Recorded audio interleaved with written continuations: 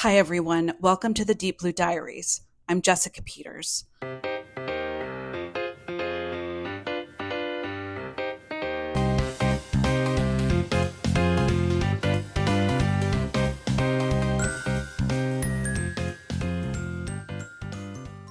Today, we journey back to the summer of 1945 to the vast, silent stretches of the Pacific Ocean, where a moonlit night became the backdrop for one of the most harrowing ordeals in naval history. This is the story of the USS Indianapolis, a tale not just of a ship sinking, but of survival against unimaginable odds, of men facing the abyss and the horrors that lay within it.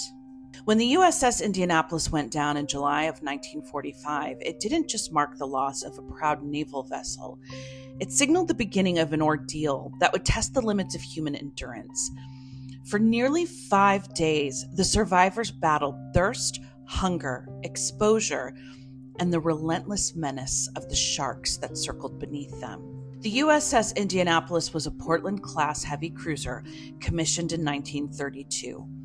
She was a symbol of American naval might, a sleek, powerful vessel measuring 610 feet in length and capable of speeds exceeding 32 knots. Throughout World War II, she served with distinction, earning 10 battle stars. From the Aleutian Islands to the Marianas, the Indianapolis was at the forefront of the Pacific Campaign. She came equipped with a wide array of weapons and artillery designed for both offensive engagements and defensive anti-aircraft capabilities. She boasted 9 8-inch 55 caliber Mark 9 guns mounted in 3 triple turrets, 2 forward and 1 aft, 8 5-inch 25 caliber anti-aircraft guns mounted in single-purpose open mounts along the side of the ship, 24 40mm 56 caliber Bofors anti-aircraft guns arranged in 6 quad mounts, 19 20mm 70 caliber Oerlikon anti-aircraft cannons mounted in single and twin mounts around the ship. She also came equipped with SG surface search radar to detect ships and land formations, SC-1 air search radar to provide early warning of incoming aircraft, Mk8 and Mk3 fire control radars to enhance targeting accuracy for the main and secondary guns. Additionally, the ship was enforced with armor to ensure her combat survivability. 5 inches thick along the sides of the belt armor, 2.5 inches thick on horizontal surfaces of the deck, 8 inches thick on the faces of the turret, and 7 inches thick on the sides and rear, and over 6 inches thick on the conning tower. But despite her capabilities of defending herself against enemy aircraft and surface threats, the Indianapolis was not equipped with one singular feature that would mean her demise: sonar. In July 1945, the war in the Pacific was reaching its climax. The U.S. was preparing to deliver a decisive blow to Japan, one that would bring an end to years of brutal conflict. The Indianapolis was selected for a top-secret mission: deliver critical components for Little Boy, the atomic bomb destined for Hiroshima. These components included enriched uranium, the first ever transported by sea, and other essential parts. The mission was shrouded in such secrecy that even Captain Charles Butler McVeigh III wasn't fully informed of the cargo's significance. The crew knew even less. They were simply told that their cargo was of utmost importance to the war effort. On July 16, 1945, the Indianapolis departed from Mare Island's naval shipyard in California, heading towards Tinian Island in the Marianas. The journey to Tinian was swift and uneventful. The Indianapolis set a record for the fastest trip from San Francisco to Pearl Harbor. Then it continued at full speed across the Pacific. Upon arrival on July 26, the cargo was successfully delivered. The mission was a success, and the crew looked forward to some well-deserved rest. But rest wouldn't come. The ship was ordered to sail to Guam and then on to Leyte Gulf in the Philippines to prepare for the anticipated invasion of Japan. Captain McVeigh requested a destroyer escort for the journey, a standard precaution against submarine attacks, but his request was denied. Intelligence suggested that the waters were safe and that the threat level was considered low. On July 28th, the Indianapolis departed Guam. The tropical waters of the Philippine Sea glistened under the midday sun as the ship cut through the waves, her engines humming with the rhythm of duty and purpose. The crew, many of whom were young men barely out of high school, joked and laughed as they went about their routines. Some wrote letters home, while others played cards or read books. The war, though never far from their minds, seemed a distant reality at that moment. But as the sun set on July 29th, the mood aboard began to shift. An uneasy silence settled over the ship as night fell, and the vastness of the Pacific Ocean stretched out in every direction. Just after midnight on July 30th, 1945, the USS Indianapolis crossed paths with a silent, unseen predator, the Japanese submarine I-58, commanded by Lieutenant Commander Mochitsura Hashimoto. The I-58 was a formidable vessel, armed with Type 95 torpedoes and equipped with Kaiten manned torpedoes, essentially underwater suicide missions. Hashimoto had been patrolling the area, frustrated by the lack of targets. But on the night of July 29th, his fortunes changed. Through his periscope, he spotted the silhouette of the Indianapolis against the moonlit horizon. It was a prime target, and he prepared his submarine for an attack. The clock struck 014 when Hashimoto gave the command, "Fire." The first torpedo struck the Indianapolis on the starboard side, just forward of the bridge. The explosion was catastrophic, tearing through the hull and igniting a fire that engulfed the ship. Seconds later, a second torpedo hit the fuel tanks, causing another massive explosion. The force of the blasts lifted the cruiser out of the water momentarily before she began to list heavily starboard. Below deck, chaos erupted as soldiers were thrown from their bunks by the force of the explosions. It felt like the entire world was ripped apart, recalled Seaman First Class Harold Bray. The lights went out, and there was this horrible wrenching sound of metal twisting and tearing. I knew then that we were in real trouble. Captain McVeigh, dazed but determined, gave the order to abandon ship. As he made his way to the bridge, he was met with scenes of utter pandemonium. Crew members, many of them still in their underwear or pajamas, scrambled to reach their assigned lifeboat stations. The deck was a tangled mess of twisted metal, flames and debris. Water poured into the lower compartments at an alarming rate. Amidst the confusion, brave sailors attempted to free lifeboats and life rafts, but many were either damaged or inaccessible. Those who could jumped overboard into the black, oily waters below. It was pure chaos, remembered Marine Corporal Edgar Harrell. Men were screaming, shouting for help. Some were praying. There were so many of us in the water, and we could see the ship going down fast. Within 12 minutes of the first torpedo strike, the USS Indianapolis slipped beneath the waves, disappearing into the depths of the Philippine Sea. Approximately 900 men, more than 2/3 of the crew, had managed to escape the sinking ship. As the survivors clustered together in groups, holding on to makeshift rafts, life vests, and each other, they could only watch in stunned disbelief as their ship, their home, vanished forever. Imagine finding yourself in the middle of the ocean, in the dead of night, surrounded by darkness and debris, the sea stretching endlessly in every direction. The initial shock of the sinking left many of the men dazed and disoriented. Some clung to pieces of wreckage, while others struggled to stay afloat in their life jackets. As dawn broke on the first day, the reality of their situation began to sink in.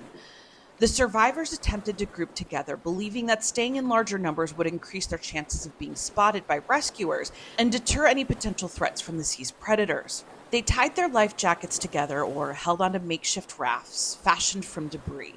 One of the key figures among the survivors was the ship's senior medical officer, Lieutenant Commander Lewis Haynes. Despite the lack of medical supplies, Haynes moved among the men, tending to wounds and offering what comfort he could. He understood that maintaining morale was crucial. He encouraged the men to stay calm, conserve their energy, and hold on to hope. They believed that a rescue would come soon, that the Navy would realize the Indianapolis was overdue and initiate a search. But unbeknownst to them, a series of communication failures and bureaucratic oversights meant that no one was aware of their plight. In fact, it would be several days before the Navy even realized the ship was missing. Several very unfortunate factors contributed to why no one on the mainland knew the whereabouts of the USS Indianapolis when it sank. For starters, at the time, ships were not required to report their daily positions or expected arrival times during routine voyages. The USS Indianapolis was scheduled to arrive at Lake Gulf on July 31st, but there was no protocol necessitating confirmation of her arrival. Naval Command often assumed that ships would arrive safely unless they received information to the contrary. This complacency was partly due to the vastness of the Pacific and the high volume of ship movements during the war. Next were communication failures. There were conflicting accounts about whether the Indianapolis managed to send distress signals. Some sources suggest that distress signals were sent but went unheeded or were dismissed as enemy deception. 3 stations reported receiving fragmented distress messages but didn't act. One commanding officer was drunk, another had orders not to be disturbed, and a third thought it was a Japanese trap. The next issue was operational security. Prior to sinking, because the Indianapolis had completed the secret mission, delivering the components for the atomic bomb Little Boy, the sensitive nature of the mission required that strict radio silence was maintained. Even after completing the mission, the ship continued to operate under reduced communication protocols to maintain operational security, limiting outgoing messages. The Indianapolis was also traveling alone without escort ships, which wasn't unusual, but it did increase vulnerability. Escorts could have provided additional communication links and support. There was a general belief that Japanese submarine activity was decreased, leading to a relaxed attitude towards potential threats. Additionally, when the Indianapolis didn't arrive at Lake Gulf as scheduled, the Port Authority didn't report her as missing. This was due to a combination of procedural lapses and the assumption that the ship might have been diverted. The ship's movement orders went through different commands, causing confusion about who was responsible for tracking her progress. The responsibility for tracking ship movements was divided among several officers and departments, leading to a lot of ambiguity.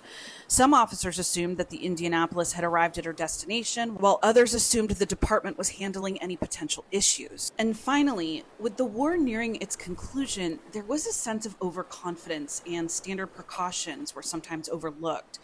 Resources and attention were heavily directed toward final offensive actions, potentially detracting from routine safety protocols. As the hours turned into days, the sun became a relentless enemy. The tropical heat was unbearable. Without any shelter or fresh water, the men were exposed to the brutal sun during the day and the chilling cold at night. Dehydration set in quickly. Lips cracked and tongues swelled. The salt water exacerbated their thirst and irritated their skin, causing painful saltwater sores. Hunger gnawed at them, but the thirst was the real tormentor. Some men, driven mad by desperation, began to drink the seawater. This only hastened their decline, leading to severe dehydration, delirium, and ultimately death. Hallucinations were common. Men imagined seeing ships on the horizon or felt rain that wasn't there. And then there were the sharks. The waters of the Philippine Sea were home to numerous shark species, including the notorious oceanic white tip. Attracted by the explosion, the blood in the water, and the thrashing of hundreds of men, the sharks began to gather. At first, they scavenged among the bodies of the dead, but as the days wore on, their behavior became more aggressive. Survivor accounts describe the terror of watching shipmates being pulled under. One moment a man would be beside you, and the next he'd disappear. With a scream and a splash, the water churning red. The attacks were most frequent during the day when the sharks could see their prey silhouetted against the surface. Private First Class Edgar Harrell recalled, "You'd feel something brush against your leg and your heart would stop. Sometimes you'd see the fins circling. We tried to stay still, stay quiet, but it didn't always matter." The men devised strategies to try and deter the sharks. They grouped together, back to back, legs tucked up to minimize movement. They tried to make as little noise as possible, but the fear was constant, an omnipresent dread that weighed heavily on their already strained psyches. By the third day, the combination of exposure, dehydration, and shark attacks had taken a devastating toll. Many men began to lose hope. Delirium and hallucinations were rampant. Some men became convinced that the Indianapolis had not sunk, but was just below the surface. They'd swim down, believing they could reach the galley or the fresh water tanks, only to drown. Others thought they saw islands or passing ships and would swim away from the group in pursuit of these mirages. Their shipmates were often too weak or too mentally compromised themselves to stop them. The ocean became a graveyard, claiming lives not just through its perils, but through the cruel tricks it played on the minds of the desperate. Amidst the despair, there were acts of remarkable bravery and humanity. Lieutenant Commander Lewis Haynes did his best to care for the wounded, though his resources were non-existent. Haynes later wrote, "We were helpless, but we had to try. Keeping the men together, keeping them talking, it was all we could do. Hope was a fragile thing, but it was essential." Father Thomas Conway, the ship's Catholic chaplain, moved among the men, offering prayers and words of comfort. He swam from group to group, ignoring his own exhaustion. Father Conway's dedication was unwavering. He eventually succumbed to exhaustion and exposure, but not before providing solace to many. The psychological toll was immense. Friendships formed in the crucible of war were torn apart by the harsh reality of survival. Some men became aggressive, lashing out in their delirium. Others withdrew completely, slipping into quiet resignation. Seaman First Class Granville Crane shared the grim reality of men succumbing to madness from drinking seawater. He said men began drinking salt water so much that they were very delirious. In fact, a lot of them had weapons like knives, and they'd be so crazy that they'd be fighting amongst themselves and killing each other. And then there'd be others that drank so much they'd go mad, swim off, and just disappear. On the fourth day, the number had dwindled dramatically. Of the approximately 880 to 900 men who had first entered the water, only a few hundred remained alive. The survivors floated in a state of near catatonia, their bodies ravaged, minds frayed. The sun beat down mercilessly, and the sharks continued their grim patrols. Signalman Third Class Paul McGinnis described the torment of being adrift, saying, "Keep struggling and stay alive. It was like having your head in a hole in the middle of a mirror, with all the sunlight being reflected and burning your face. So hot it was miserable, like hell. You couldn't wait for the sun to go down. When the sun went down, it was a relief, but then it would get cold and you'd start to shiver." But fate had not entirely abandoned them. On August 2nd, 1945, a PV-1 Ventura bomber piloted by Lieutenant Wilbur Chuck Gwynn and his co-pilot, Lieutenant Warren Caldwell, was on a routine patrol flight. Gwynn needed to adjust an antenna wire, and while doing so, happened to glance down and noticed an oil slick on the surface of the water, a possible sign of a submarine. Curious, Gwynn descended for a closer look. As they flew lower, they were shocked to see men scattered across the ocean, waving frantically. Gwynn immediately radioed a report, "Many men in the water." The message was relayed, and a PBY Catalina flying boat piloted by Lieutenant Commander Adrian Marks was dispatched to the scene. Marks, upon arrival, assessed the dire situation. He knew that protocol prohibited landing in open ocean due to the risk of damaging the aircraft, but he also knew that waiting for ships to arrive would cost lives. Defying orders, Marks landed his plane on the rough seas, a dangerous maneuver. The plane was damaged in the landing, but it stayed afloat. Marks and his crew began pulling survivors aboard, filling every available space. When the plane was full, they tied men to the wings with parachute cords. Rescue ships, including the USS Doyle, were now en route. The Doyle's captain, Commander W. Graham Clayton Jr., made the decision to steam at full speed, despite the risk of submarine attacks. He arrived during the night, using his ship's searchlight to illuminate the area and aid in the rescue. One by one, the survivors were pulled from the water. Many were barely conscious, their bodies covered in oil, wounds infected, skin burned by the sun. The rescuers were moved by the sight, doing everything they could to provide immediate care. Ensign Harlan Twibble, one of the youngest officers aboard the Indianapolis, was among those rescued. He recalled, "We were in bad shape. Some of us couldn't even move. The crew of the Doyle did everything they could for us. They were angels." By August 3rd, the rescue operation had concluded. Of the 1,195 crew members aboard the Indianapolis, only 316 survived. The ordeal had lasted nearly 5 days, a testament to both the harshness of the elements and the resilience of the human spirit. The aftermath of the sinking of the USS Indianapolis was complex and fraught with controversy. The Navy launched an investigation to determine how such a catastrophic loss had occurred without anyone noticing. Captain McVeigh became the focal point of the inquiry. Despite the extraordinary circumstances, he was court-martialed and charged with hazarding his ship by failing to zigzag. a standard evasive maneuver intended to make a ship less vulnerable to submarine attack. He was also accused of not issuing a timely order to abandon ship. The court-martial was unprecedented. It was the only time in U.S. naval history that a captain was court-martialed for the sinking of a ship due to enemy action. Many viewed McVeigh as a scapegoat, held responsible for systemic failures beyond his control. During the trial, even Lieutenant Commander Hashimoto, the Japanese commander who had sunk the Indianapolis, testified that zigzagging would not have prevented his attack. He stated that the night was clear, visibility was good, and he would have been able to successfully target the ship regardless. Despite this, McVeigh was found guilty of hazarding his ship. The verdict devastated him. He was stripped of seniority, but later reinstated. However, the stain on his record remained, and he received hate mail from families of the deceased sailors, blaming him for their loss. For years, McVeigh struggled with guilt and depression. On November 6, 1968, not long after losing his wife to cancer, he took his own life at his home in Connecticut. His death underscored the profound personal toll of the tragedy and the burden of blame he carried. The survivors of the Indianapolis carried the physical and emotional scars of their ordeal for the rest of their lives.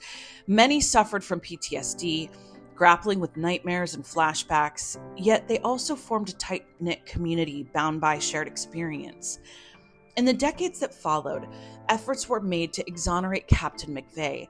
His supporters argued that he had been unfairly blamed for the tragedy, pointing to the Navy's failure to provide crucial intelligence about enemy submarines in the area and the denial of his request for an escort. A pivotal moment came in the 1990s when a young boy named Hunter Scott chose the sinking of the Indianapolis as the subject of a school history project. At just 11 years old, Scott interviewed survivors and delved into naval records. His research highlighted the injustices faced by McVeigh and brought renewed attention to the case. Scott's work culminated in testimony before Congress. His dedication, combined with the persistent efforts of survivors and advocates, led to legislative action. In 2000, Congress passed a resolution exonerating Captain McVeigh, and President Bill Clinton signed it into law. The Navy also cleared McVeigh's record, acknowledging that he had been wrongfully convicted. The story of the USS Indianapolis is one of tragedy, but also of resilience and redemption. It underscores the profound costs of war, not just in lives lost, but in the lasting impact on those who survived. In 2017, the wreckage of the Indianapolis was discovered in the Philippine Sea by a team led by philanthropist and explorer Paul Allen. The ship was found at a depth of over 18,000 feet, providing a final resting place for the many souls who went down with her. The discovery brought closure to many families and served as tangible connection to the past. Memorials stand in honor of the Indianapolis and her crew, including the USS Indianapolis National Memorial in Indianapolis, Indiana. Each year, survivors and their descendants gather to remember and to ensure that the lessons of their experience are not forgotten. In addition to the memorials that have been erected, the story of the Indianapolis has been immortalized in books, documentaries, and films. One of the most well-known references to the tragedy is the haunting monologue delivered by the character Quint in the 1975 film Jaws.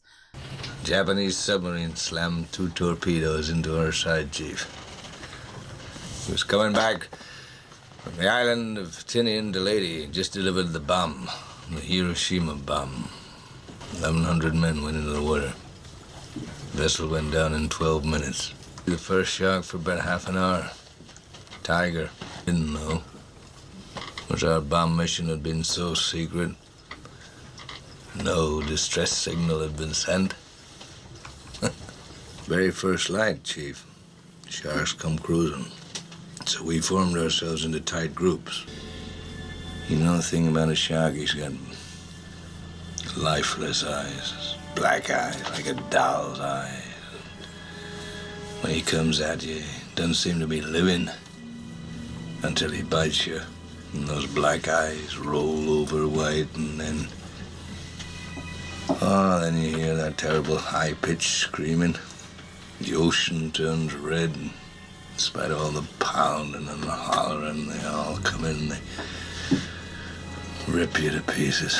Know by the end of that first dawn, it's 100 men. I don't know how many sharks, maybe 1,000. I don't know how many men. They average 6 an hour. On Thursday morning, Chief, I bumped into a friend of mine, Herbie Robinson from Cleveland. Baseball player, bosun's mate. I thought he was asleep. Reached over to wake him up. Bobbed up and down in the water. It was like a kind of top. Upended. Well, he'd been bitten in half below the waist. Noon the 5th day, Mr. Hooper, Lockheed Ventura saw us and he come in low, and 3 hours later, a big fat PBY comes down and started to pick us up. You know, that was the time I was most frightened, waiting for my turn. I'll never put on a life jacket again. So 1,100 men went in the war. 316 men come out. The Sharks took the rest June the 29th, 1945. We delivered the bomb. Although it was a fictional portrayal, the reference of the shark attacks and the sinking brought renewed attention to the real-life horror experienced by the crew. Reflecting on the saga of the USS Indianapolis, we're reminded of the extraordinary capacity for endurance in the face of overwhelming adversity. The men who survived did so through courage, camaraderie, and an unyielding will to live. Their story is a testament to the human spirit, a narrative of suffering and salvation, of injustice and eventual vindication. It's a chapter of history that demands to be remembered, not just for the sake of those who lived it, but for all of us who strive to understand the complexities of war and the depths of human resilience.